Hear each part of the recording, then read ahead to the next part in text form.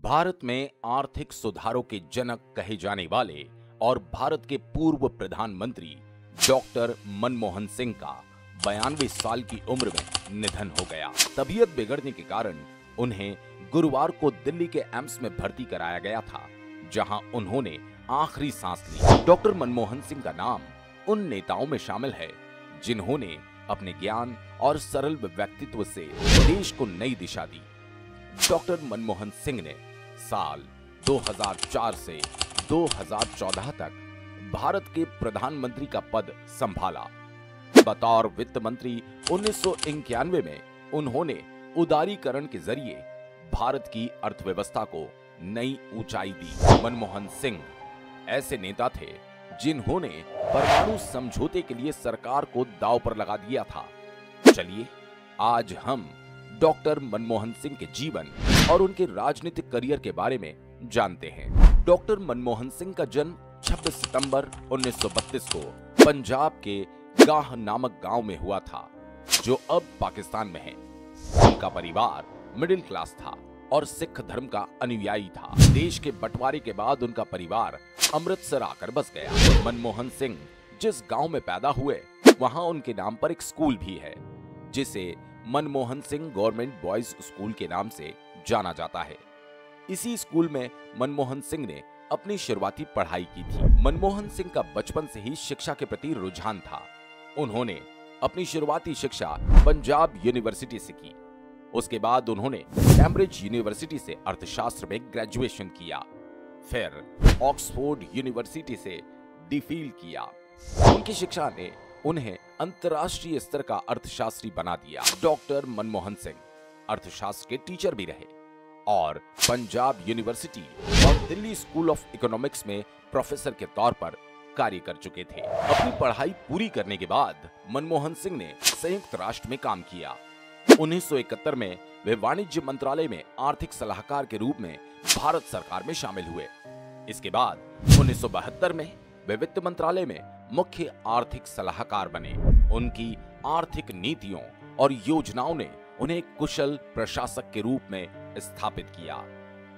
Doctor Manmohan Singh 1982 से 1985 तक reserve bank के गवर्नर भी रहे। इस पद पर रहते हुए उन्होंने देश की अर्थव्यवस्था को मजबूत बनाने के लिए कई अहम कदम उठाए। राजीव गांधी की सरकार में 1985 में मनमोहन सिंह को योजना आयोग का उपाध्यक्ष बनाया गया था। उन्होंने 5 साल तक ये पद संभाला। फिर 1990 में वे प्रधानमंत्री के आर्थिक सलाहकार बने। डॉक्टर मनमोहन सिंह का राजनीतिक करियर 1991 में शुरू हुआ, जब वे पहली बार राज्यसभा सदस्य बने। उस समय पीवी नरसिम्हा राव प्रधानमंत्री थे और उन्होंने डॉक्टर मनमोहन सिंह को वित्त मंत्री के रूप में नियुक्त किया। इस पद पर रहते हुए उन्होंने भारत की अर्थव्यवस्था को एक नई दिशा दी। उन्होंने लिबरलाइजेशन, प्राइवेटाइजेशन और ग्लोबलाइजेशन की नीतियों को लागू किया।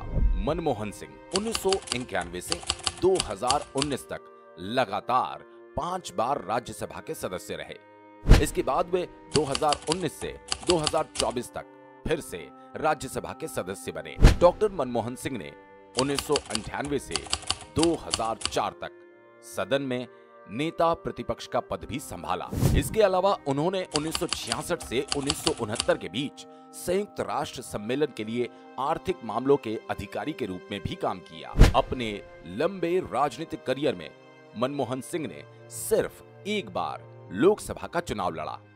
1999 में उन्हें कांग्रेस ने दक्षिण दिल्ली से उम्मीदवार बनाया था, लेकिन वे चुनाव हार गए थे। उस समय ये कहा जाता था कि कांग्रेस के कुछ वरिष्ठ नेताओं ने उन्हें हराने का काम किया था, ताकि उनकी एक लोकप्रिय नेता की छवि न बन सके। इसके बाद मनमोहन सिंह ने कभी भी लोकसभा का चुनाव नहीं लड़ा। 2004 में कांग्रेस अध्यक्ष सोनिया गांधी ने प्रधानमंत्री बनने से मना कर दिया, जिसके बाद मनमोहन सिंह प्रधानमंत्री बने। तब सोनिया गांधी पर उनके विदेशी मूल को लेकर सवाल उठाए गए थे।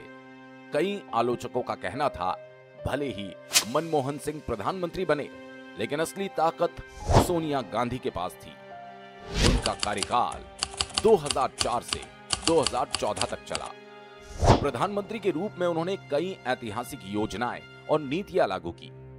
मनमोहन सिंह की सबसे बड़ी कामयाबी प्रधानमंत्री के तौर पर अपने पहले कार्यकाल में अमेरिका के साथ परमाणु समझौता था, जिसने भारत को वैश्विक स्तर पर आत्मनिर्भर बनाया।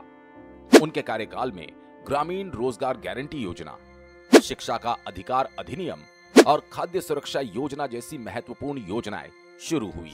अपनी विदेश नीति में मनमोहन सिंह ने अपने दो पूर्ववर्तियों की व्यावहारिक राजनीति को बढ़ाया। उन्होंने पाकिस्तान के साथ शांति प्रक्रिया जारी रखी, लेकिन इसमें उन हमलों के कारण रुकावट आई जिनका आरोप पाकिस्तानी चरमपंथियों पर लगा। मनमोहन सिंह ने अफगानिस्तान के लिए वित्तीय सहायता बढ़ाई और लगभग 30 सालों में वहां जाने वाले पहले भारतीय नेता बने। मनमोहन सिंह के नाम अनेक उपलब्धियां हैं। वे गवर्नर बने, वित्त मंत्री बने और प्रधानमंत्री की कुर्सी तक पहुंचे। इतना ही नहीं, जवाहरलाल नेहरू के बाद वे पहले भारतीय थे जो लगातार दूसरी बार प्रधानमंत्री बने। अपने फैसलों को लेकर वे काफी अडिग रहे। डॉक्टर सिंह को उनके बेहतरीन कामों के लिए कई राष्ट्रीय और अंतर्राष्ट्रीय सम्मान भी मिले।